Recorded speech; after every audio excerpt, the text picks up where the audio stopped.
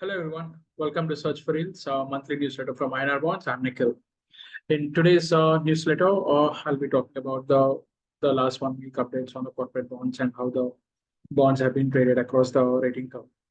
So the first is again we have seen the liquidity turning back to the deep deficits levels from the surplus we have seen the initial month of April, and so it's about currently standing as of Friday at 1400 billion rupees. That's the current deficit in the market. And also RBI during the policy rate meeting which happened in April said that they're going to hold the rates unchanged, and as well as they're very focused on managing the liquidity. So as they believe the inflation is not really sticky and it is under control. And the month of April, the data released inflation data for the month of March, we have seen inflation has come much lower than the market expectations, and clearly the market is focusing on how RBI will be managing the liquidity. Given that RBI is using tools like VRR to suck out the liquidity from the market. Hence, how we have seen the banking and the liquidity at a deficit of 1400 billion rupees.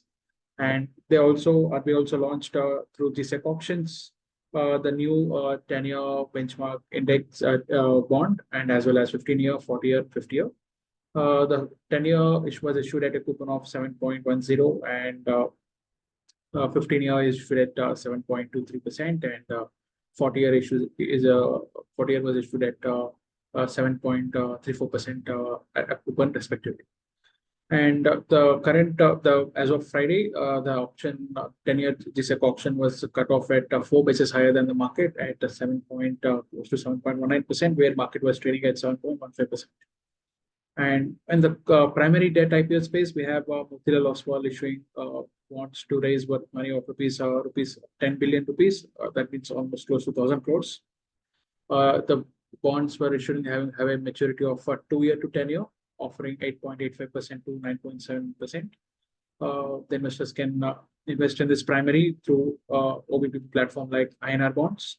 They can place the bids and participate into the IPOs with as much as low bid of 10,000 rupees as well.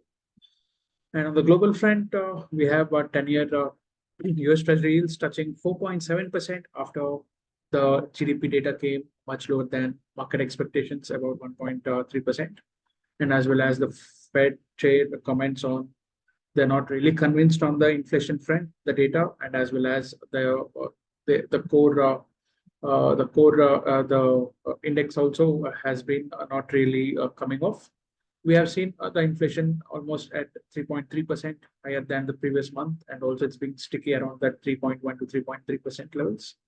Hence, they also noted that if rates have to stay higher, they're okay to keep the rates higher in order to bring the inflation no matter what back to 2% levels. Hence, market reacted, and the treasury yields shot up to 4.7%. And the spread between the GSEC and US treasury yields have come to all-time low. As you have seen, the yields of UST are rising sharply, and the GSEC yields have been pretty much sticky there at 7.1 to 7.15%. And on the currency front, USD INR pair touched fresh lows in this month.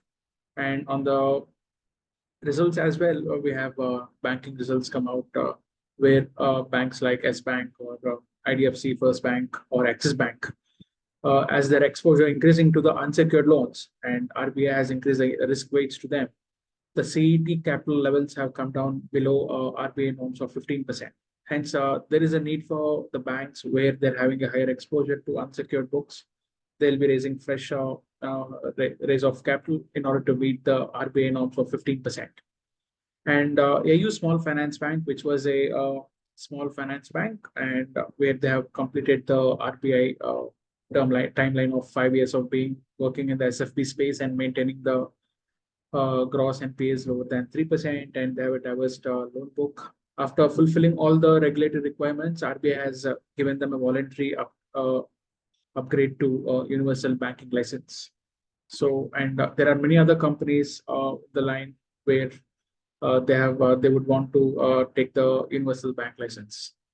And the money market front, we have a 3-month CP series almost levels dropping below 8% for a A1 plus, and 3 months CPs we have seen three basis to 5 basis rise in this weekly option cutoff, and 1 year weekly option cutoff rose by 1 basis compared to last week.